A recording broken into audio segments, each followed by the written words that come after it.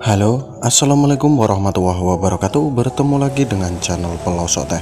Nah, di kesempatan kali ini saya mau berbagi yaitu cara cek saldo ATM BRI melalui SMS di HP kalian ya teman-teman.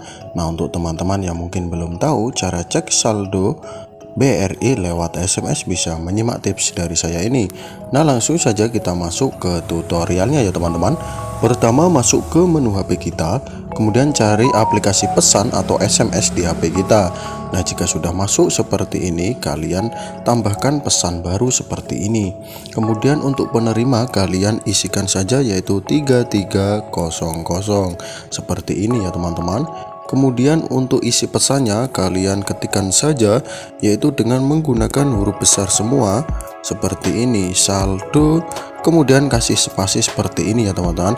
Kemudian isikan 6 digit PIN yaitu ATM BRI kalian. Contoh di sini saya akan memasukkan PIN ATM BRI saya ya teman-teman.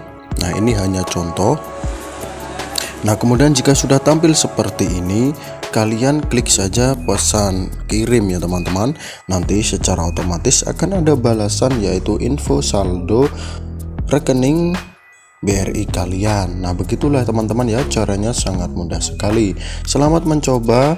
Jangan lupa like, komen, dan subscribe. Tinggalkan pertanyaan di kolom komentar jika ada yang ditanyakan.